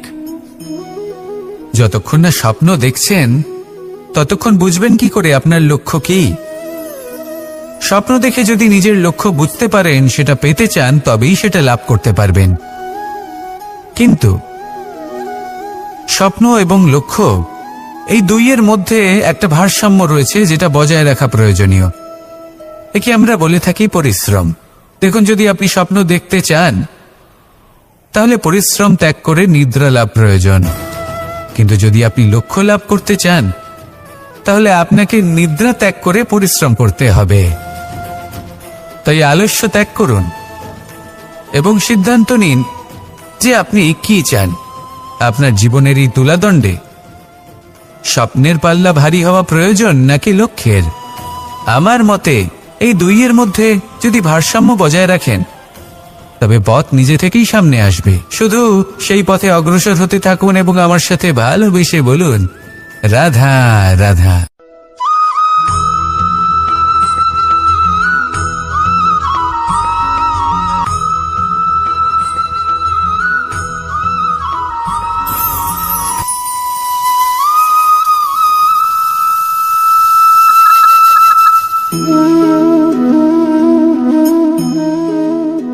মোহনের বাঁশির এই সুর, এই সঙ্গীত কার না পছন্দ হয়? সবারই খুব ভালো লাগে। এবার এই সুর আসে কোথা থেকে? কেউ বলবেন কৃষ্ণের হৃদয় থেকে। সত্য কথা, এই সুর হৃদয় থেকে নির্গত হয় এবং প্রকট হয় এই বাঁশি থেকে। এই বাঁশিটাকে দেখুন, এই ছিদ্রগুলি দেখুন, প্রত্যেকটা সুর থেকে নিজস্ব একটা স্বর নির্গত হয়। এবার যে ব্যক্তি এই সমস্ত সুর এবং স্বর বুঝতে পারেন, এতে নিপুণ, তিনি এই বাঁশির দ্বারা যে সুর নির্গত করবেন তা তো মধুর অবশ্যই হবে। এবার জীবনের সাথেও কিছুটা এরকমই ঘটে। জীবনের কিছু নীতি থাকে, অর্থ, কুটুম্ব এবং আধ্যাত্মিক। যদি জীবনের প্রত্যেকটা মুহূর্ত সুখময় হয় এরকম আপনি চান, তাহলে এই তিনটি নীতিতে আপনাকে নিপুণ হতে হবে। কোনো একটি বিশেষ নীতির প্রতি যদি আপনি বেশি ঝুঁকে পড়েন তাহলে বাকি দুই নীতি থেকে যা সুখ লাভ করা সম্ভব তা পারবেন না। ধন অর্জন করতে হবে পরিবারের জন্য, পরিবারের সুখ মনের শান্তির জন্য, মনে শান্তির প্রয়োজন মনের শুদ্ধতার জন্য।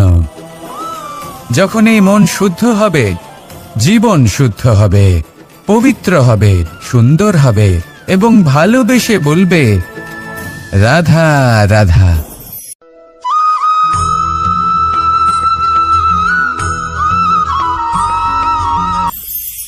আপনারা সবাই একটা গাছের পাতাকে দেখুন।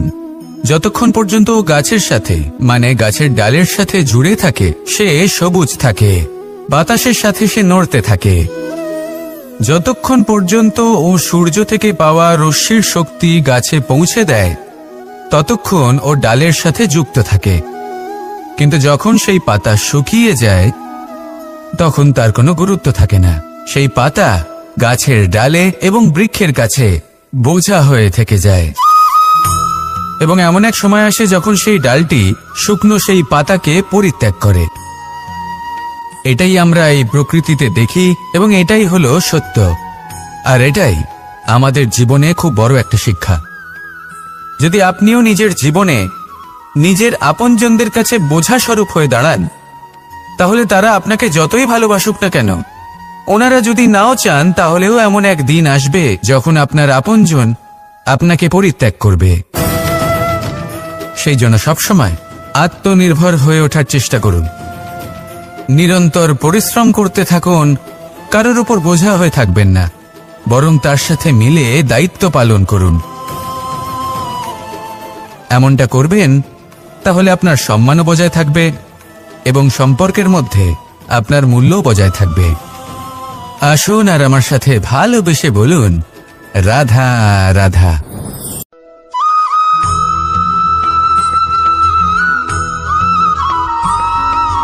এই শুকনো পাতাটিকে দেখুন, নিষ্প্রাণ হয়ে পড়েছে। কোনো একটা সময় এই পাতাটি একটা গাছের ডালে ছিল। সেই গাছ ওর লালন পালন করত। যখন যখন বাতাস বইত, এই পাতায় কম্পন দেখা দিত, মনকে প্রফুল্ল করে তুলত। কোনো একদিন এই পাতা গাছের ডাল থেকে ঝরে পড়ে গেল। নিঃসন্দেহে ও নিজের স্বাধীনতা পেল, কিন্তু আস্তে আস্তে শুকিয়ে গেল, নিষ্প্রাণ হয়ে গেল। দেখুন, আমি এই কথা বলছি না যে স্বাধীনতা অনুচিত, কখনোই না। কিন্তু যে কোনো পরিস্থিতিতে স্বাধীন হতে চাওয়া এটা নিশ্চিতরূপে অনুচিত। আমরা যদি আমাদের জীবনে পরিবারের গুরুত্ব ভেবে দেখি, তাহলে এই পরিবারে যতই মতভেদ থাকুক না কেন, যতই মনোমালিন্য থাকুক না কেন, যতই বিবাদ থাকুক না কেন, এই সব মিটিয়ে নেওয়া অত্যন্ত প্রয়োজনীয়। সেই সবকিছু সমাপ্ত করা অত্যন্ত প্রয়োজনীয়। কখনো এই পরিবারকে ভাঙতে দেবেন না, কখনো এই পরিবার থেকে দূরে চলে যাবেন না।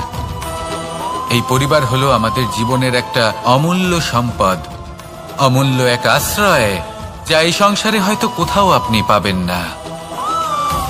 তাই একে আগলে রাখুন। ভেবে নিন আপনি পাতা আর আপনার পরিবার সেই গাছ। আসুন আমার সাথে ভালোবেসে বলুন, রাধা রাধা।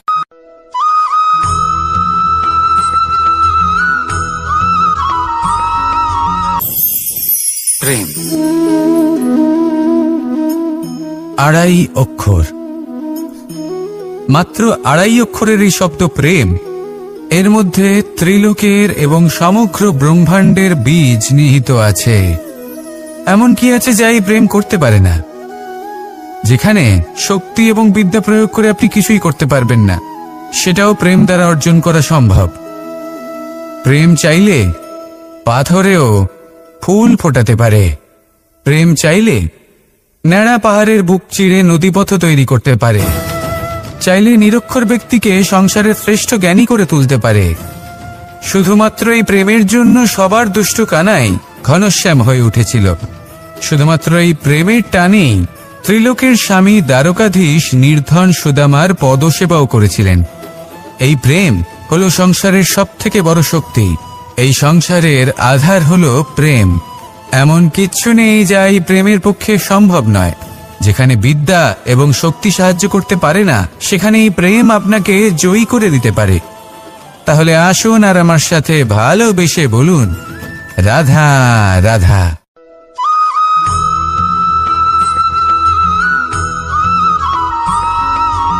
দীপাবলি আমাদের সবথেকে বড় উৎসব। শ্রীরাম রাবণকে পরাস্ত করে 14 বছরের বনবাস কাটিয়ে আবার অযোধ্যায় ফিরে এলেন অমাবস্যার রাত্রে। অযোধ্যায় সবাই খুব প্রসন্ন ছিলেন, খুবই উৎসাহিত ছিলেন। অযোধ্যায় সহস্র প্রদীপ প্রজ্বলিত করা হয়েছিল এই উৎসবে। একে আমরা দীপাবলি বলে থাকি। এবার এই বিষয়ে আমরা সকলে জানি। আপনি কি এটা জানেন যে শ্রীরাম বাস্তবে অমাবস্যার এক রাত আগেই অযোধ্যায় পৌঁছে গেছিলেন? সবার সামনে অমাবস্যার রাতে এসেছিলেন। এর কারণ কি? শ্রীরাম প্রমাণ করতে চেয়েছিলেন যে যে কোনো সময়, দিন হোক বা রাত, শুভ বা অশুভ হয় না। শুভ অশুভ কিছু থাকলে তা হলো মানুষের চিন্তা, তার ভাবনা, তার নির্বাচন আর তার কর্ম। নিজেই দেখে নিন। শ্রীরামকে প্রকৃত অর্থে দীপাবলি বলা যেতে পারে। তাহলে নিজের পরিবারের সাথে দীপাবলি পালন করুন। আপনাদের শুভেচ্ছা জানাই। আসুন আর আমার সাথে ভালোবেসে বলুন, রাধা রাধা।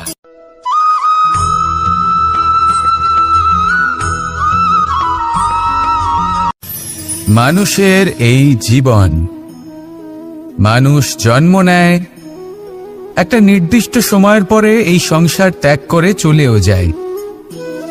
এবার শুধু এটাই আবশ্যক নয় যে এই জীবনকালকে আপনি যাপন করবেন, শুধু এটাই গুরুত্বপূর্ণ নয়।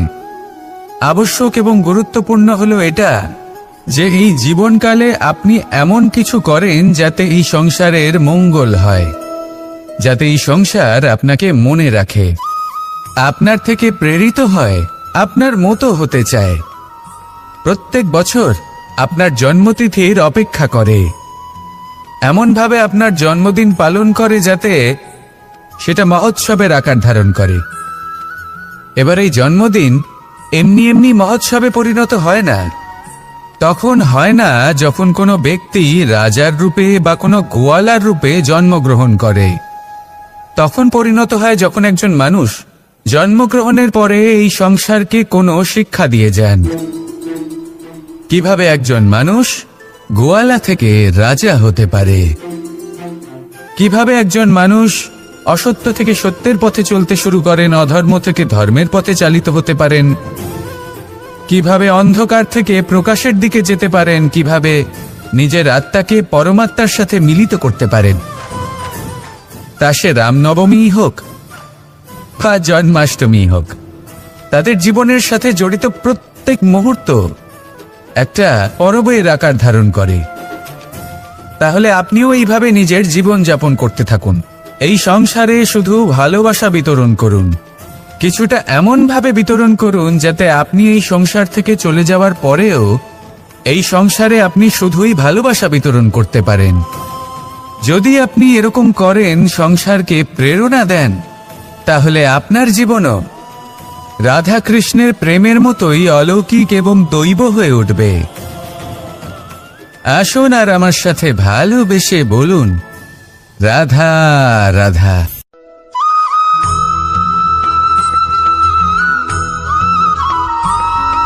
ভোজন। এই সংসারে যেই হোক না কেন, কোনো মানুষ হোক, কোনো প্রাণী হোক, কোনো কীট হোক বা কোনো বনস্পতি হোক, প্রত্যেকের জন্য ভোজন অতি আবশ্যক। কারণ ভোজন থেকেই শক্তি পাওয়া যায়, আর সেই শক্তি দিয়েই সংসারের, আমাদের জীবনের সমস্ত কার্য করা যায়। এবার এমন এক ধরনের শক্তি হয় যা শীতের ঋতুতে সূর্য থেকে আমরা পেয়ে থাকি, আর আরেক ধরনের উত্তাপ হয় যা দিয়ে ভোজন রান্না করা হয়, সুস্বাদু নানান ধরনের ভোজন। এবার অত্যন্ত গুরুত্বপূর্ণ হলো যে ব্যক্তি সেই ভোজন বানাচ্ছেন তার মানসিক পরিস্থিতি এবং সেই ব্যক্তি যিনি ভোজন গ্রহণ করছেন তার মানসিক অবস্থা। যখনই আপনি ভোজন বানাচ্ছেন তখন ভালোবাসার সাথে কাজটা করুন, ধন্যাত্মক ভাব নিয়ে, সৎ ভাবনার সাথে। কারণ আপনার এই মানসিক স্থিতি শক্তির আকারে সেই খাদ্যের সাথে মিলে মিশে যায়। আর যখনই আপনি ভোজন গ্রহণ করছেন তখন সদ্ভাবনার সাথে, প্রসন্নতার সাথে গ্রহণ করুন, ধন্যাত্মক ভাব নিয়ে।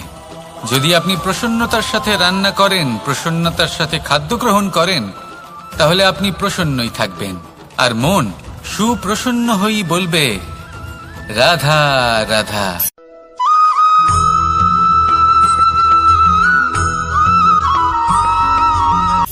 কথায় আছে সংসারে নাকি সকল রোগের ওষুধ আছে। যদি আপনি নিজের শরীরকে ভালোবাসেন তাহলে ব্যায়াম করুন, যদি নিজের নিঃশ্বাস প্রশ্বাসকে ভালোবাসেন তাহলে প্রাণায়াম করুন, যদি আপনি নিজের আত্মাকে ভালোবাসেন তাহলে ধ্যান করুন। কিন্তু যদি আপনি নিজের জীবনকে, পরমাত্মাকে ভালোবাসেন তাহলে সকলকে ভালোবাসতে থাকুন। এই ভালোবাসা অত্যন্ত গুরুত্বপূর্ণ এবং আবশ্যক। ভালোবাসার থেকে ভালো না কোনো ওষুধ আছে, না আছে কোনো আসন। এর থেকে ভালো না কোনো ব্যায়াম আছে, আর না কোনো প্রাণায়াম। এই ভালোবাসা বড় বড় সমস্যারও সমাধান করতে পারে। ভালোবাসা বড় বড় বিপদকে আপনার থেকে দূর করতে পারে। এই ভালোবাসাই আপনাকে জীবনে বাঁচতে শেখায়, কারণ ভালোবাসাই হলো জীবনের আসল সত্য। তাহলে আসুন আর আমার সাথে ভালোবেসে বলুন, রাধা রাধা।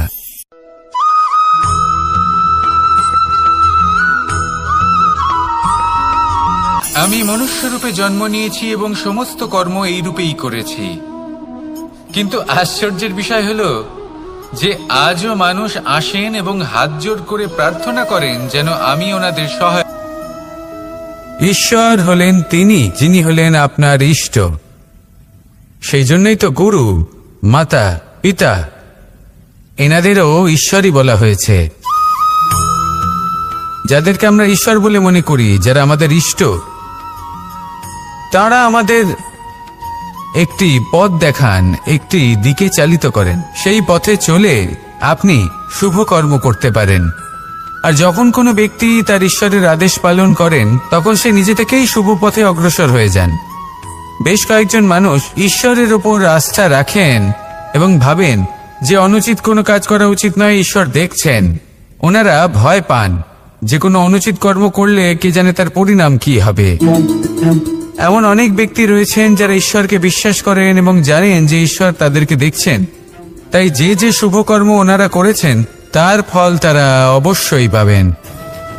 এবার আপনি ভয় পেয়ে ঈশ্বরকে বিশ্বাস করবেন নাকি বিশ্বাসের দ্বারা ঈশ্বরকে বিশ্বাস করবেন, সেই সিদ্ধান্ত আপনারই।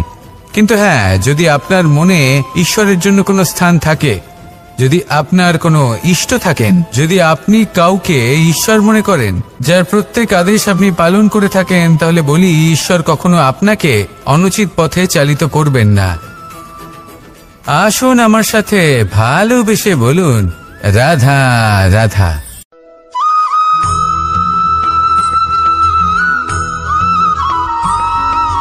মানুষ যখন এই সংসারে প্রবেশ করে, অর্থাৎ জন্মগ্রহণ করে, তখন নিশ্চিন্তে থাকে, আনন্দে থাকে। কিন্তু যেই মাত্র তার মধ্যে বোধশক্তি আসে, তখন সে চিন্তা করতে শুরু করে। চিন্তা ভবিষ্যতের, সেই সমস্ত বিষয় নিয়ে চিন্তা করে যা ওর হাতে নেই। তারপর বড় হয়, বিবাহ সম্পন্ন হয়, গৃহস্থ জীবন যাপন করে, তারপর আবার চিন্তায় মগ্ন হয়ে যায়। ভাবে, এই যে আমার পরিবার, আমি কি ঠিকমতো তার খেয়াল রাখতে পারছি? কাল যখন আমি এই সংসার থেকে চলে যাব, তখন আমার এই পরিবারের দেখাশোনা কে করবে? শেষ পর্যন্ত এই পরিবার তো আমারই উত্তরদায়িত্ব। যাক, আপনাকে একটা প্রশ্ন করি। এই সংসারে আসার পূর্বে আপনি কি এই প্রশ্ন করেছিলেন, এটা ভেবেছিলেন যে আমাকে ছাড়া এই সংসার কিভাবে চলবে? করেননি, তাই তো? তাই আপনার এটা নিয়ে দুশ্চিন্তা করার প্রয়োজন নেই যে আপনি যখন এই সংসার ত্যাগ করে চলে যাবেন তখন কি হবে। আপনি যখন ছিলেন না তখনও এই সংসার চলছিল, আপনি যখন এই সংসার ত্যাগ করবেন তখনও এই সংসার চলতে থাকবে। যদি কোনো বিষয়ের প্রভাব থাকে, তা হলো আপনার আজকের তথা বর্তমানের কর্ম। অর্থাৎ আজ আপনি কি করছেন, কার জন্য মঙ্গল করছেন, কাকে প্রেরণা দিচ্ছেন, কাকে সাহায্য করছেন, কোন উদাহরণ প্রস্তুত করছেন। আপনি এই সংসারে যে ছবি অঙ্কন করবেন, সংসার সেটাই মনে রাখবে। তাহলে শুধু সৎকর্ম করুন, মঙ্গল করতে থাকুন, আর আমার সাথে ভালোবেসে বলুন, রাধা রাধা।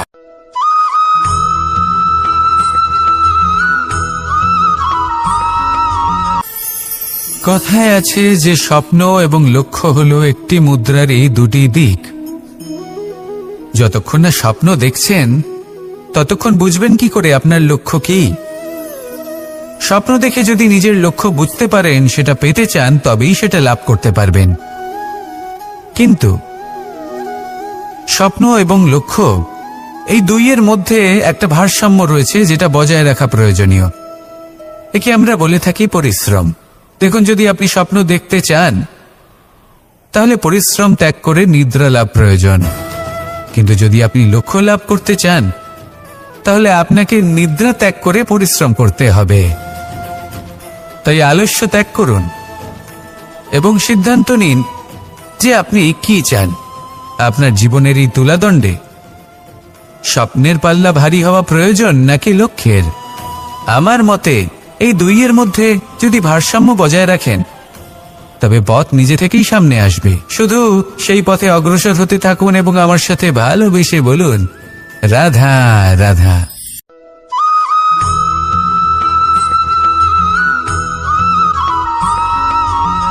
সংসারে আমাদের জীবনে যখন কোনো সুখ বা দুঃখ আসে, তার জন্য আমরা কাউকে না কাউকে অবশ্যই দায়ী করে থাকি, তাই না?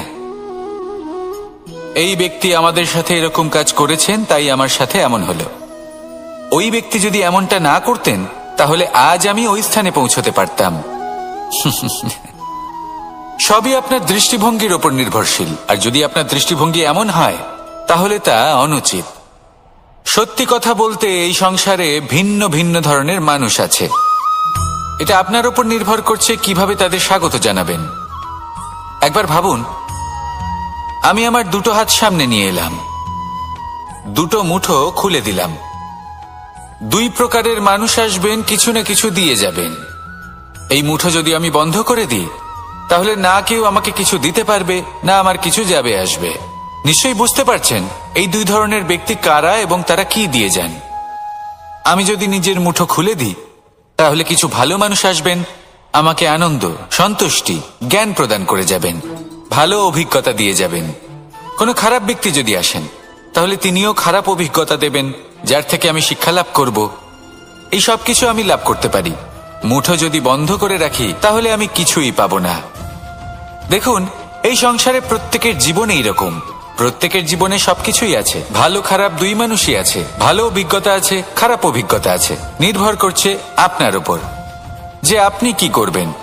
এনাদের স্বাগত কিভাবে জানাবেন, কার থেকে কি বুঝবেন, কি শিখতে পারবেন, আর কোন দৃষ্টিভঙ্গি নিয়ে অগ্রসর হবেন। এটাই নির্ধারণ করবে যে আপনার জীবন কেমন হবে। আসুন আমার সাথে ভালোবেসে বলুন, রাধা রাধা।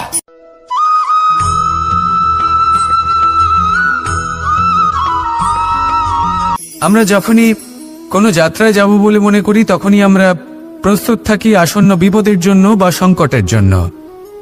যেমন, যদি আমাদের মনে হয় যে আজকের পরিবেশ খুব ঠান্ডা হবে, তাহলে আমরা গরম বস্ত্র ধারণ করি বা সেটাকে সাথে নিয়ে যাই। যদি মনে হয় যে বৃষ্টি হতে পারে বা বৃষ্টি হয়ে চলেছে, আমরা দেখছি, তাহলে আমরা একটা ছাতা সাথে নিয়ে নিই।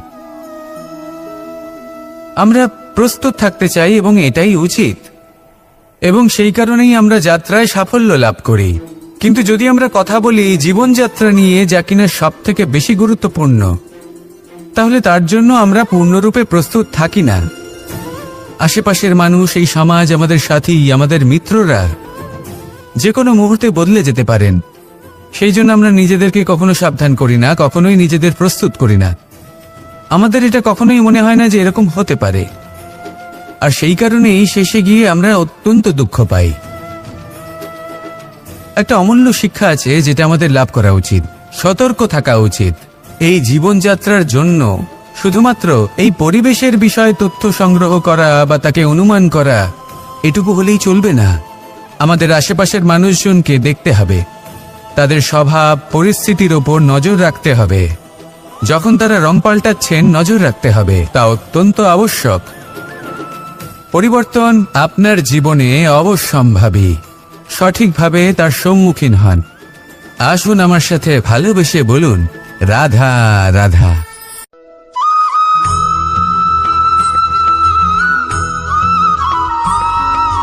জীবনে যখন কোনো ব্যক্তি নিজের লক্ষ্য প্রাপ্তির জন্য নিরন্তর পরিশ্রম করতে থাকেন, চেষ্টা করতে থাকেন, তখন তিনি কষ্ট অনুভব করেন।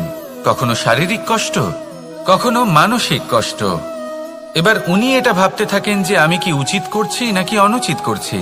কারণ অন্যদিকে এমন একজন ব্যক্তিও আছেন যিনি একদমই পরিশ্রম, চেষ্টা করছেন না। তিনি মদিরা পান করেন, বিলাসিতায় জীবন কাটান, অলস প্রকৃতির হয়ে ওঠেন, নিদ্রাতে বিলীন হয়ে থাকেন আর ভাবেন যে তিনি সুখ লাভ করছেন। কিন্তু এরকম কেন হয়? কারণ যখন আমরা সৎ পথে থাকি, উচিত পথে চলি, লক্ষ্য প্রাপ্ত করার জন্য চেষ্টা করতে থাকি, তখন আমাদের ভেতরে থাকা নেতিবাচক শক্তি এবং পাপ এই দেহকে ত্যাগ করে দেয়। আর এই অনুভূতিটাই আমাদের দুঃখের অনুভূতি দেয়, কষ্ট দেয়। এবার সেখানে যদি আমরা কুপথে চলি, অনুচিত পথে চলতে থাকি, তাহলে আমাদের ভেতরে থাকা পুণ্য এবং ধনাত্মক শক্তি আমাদের দেহ ত্যাগ করে দেয়। আর এই অনুভূতির কারণেই আমরা সুখ অনুভব করি। কিন্তু কখনো ভাববেন যে এই সুখ বেশি সময় পর্যন্ত থাকে না।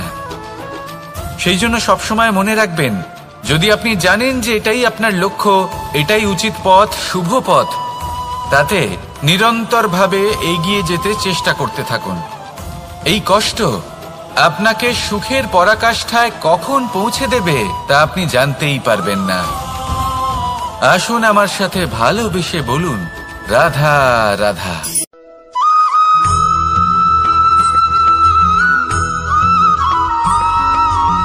প্রতিনিধি ওই বৃক্ষের পাতাকেই মনে করা হতো, সব প্রশংসা ওই পাতাকেই করা হতো। যেখানে চোখের আড়ালে থাকা সেই জল মাটির নিচে থেকে নিঃস্বার্থভাবে নিজের কাজ করে যেত, সেই বৃক্ষকে শক্তি প্রদান করত। কয়েকদিন পরে সেই পাতার অহংকার হতে শুরু করল। সে ভাবতে শুরু করলো যে আমিই হলাম এই জলের অস্তিত্ব, আমি আছি সেই কারণেই এই জলের কথা স্মরণ করা হয়। আর কিছুদিন পরে সেই বৃক্ষ সেই জল শোষণ করা বন্ধ করে দিল এবং সর্বপ্রথম মৃত্যু হলো সেই পাতার। সেই পাতা যা আকাশকে স্পর্শ করছিল তা ঝরে মাটিতে পড়ে গেল। আর প্রত্যেক ব্যক্তি তার ওপর দিয়ে হেঁটে চলে যেত, তাকে দেখে আর কেউ প্রশংসা করত না। সেই জন্য জীবনে কখনো অহংকার করবেন না, বিশেষ করে তাদের কখনো অহংকার প্রদর্শন করবেন না যাদের কারণে আপনি সাফল্য লাভ করেছেন, যারা আপনার জীবনের আধার। চিরকাল তাদের প্রতি কৃতজ্ঞ থাকুন, তাদের সাথে সম্পর্ক বজায় রাখুন, তাদের সাহায্য করুন আর আমার সাথে ভালোবেসে বলুন, রাধা রাধা।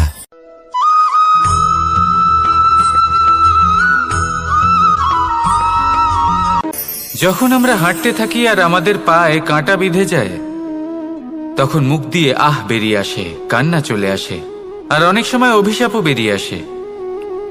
কিন্তু আমরা কি কখনো এটা এইভাবে দেখেছি, এইভাবে ভেবেছি যে আমরা যে পথে চলেছি সেই পথে কাঁটা বিঁধেছে, নাকি আমরা সেই পথ নির্বাচন করেছি যাতে শুধুই কাঁটা রয়েছে? নাকি আমরা এভাবে ভেবে দেখেছি যে এই কাঁটা আমাদের কষ্ট দিতে এসেছে, নাকি এটা আমরাই বিছিয়ে রেখেছিলাম? সাবধান থাকা উচিত ছিল, কারণ কাঁটা বিঁধলে যন্ত্রণা হবে, চিৎকার করে ফেলতে পারি, মুখ থেকে অভিশাপও বেরিয়ে আসতে পারে। কিন্তু এই অভিশাপ শুধুমাত্র আমাদের তরফ থেকে অভিশাপ হয়, সামনের ব্যক্তিটির ওপরও নির্ভর করে। এবার সেই ব্যক্তি যদি এমন হয় যে ফুল আর কাঁটা এই দুই সমানভাবে গ্রহণ করতে পারে, তার কাছে অভিশাপও বরদানে পরিণত হয়। শেষ পর্যন্ত ব্যাপারটা দাঁড়ায় ভাবনা, চিন্তা, দৃষ্টিভঙ্গির ওপর। কারণ আপনার এই ভাবনাই সত্যি হয়ে সামনে আসে। সেই জন্য এই ভাবনা, চিন্তা, মানসিকতাকে গুরুত্ব সহকারে দেখবেন। এই বিবেচনা নিয়ে বিবেচনা করতে শিখুন। আমার কথার অর্থ হলো যে জীবনে যখন এরকম কিছু একটা ঘটবে, তখন ভেবে দেখুন যে এরকম কেন হলো। আপনি কি এমন কোনো কর্ম করেছিলেন যার কর্মফল এটা? এমন কোনো কাজ যা অনুচিত ছিল, অসত্য ছিল, যা অভদ্রতার কারণ ছিল? ভেবে দেখা প্রয়োজন। দেখুন, ইচ্ছে হলো আপনার যে আপনি কি করতে চান, ভাবনা আপনার, সত্য আপনার, জীবন আপনার, সিদ্ধান্ত আপনার। আসুন আর আমার সাথে ভালোবেসে বলুন, রাধা রাধা।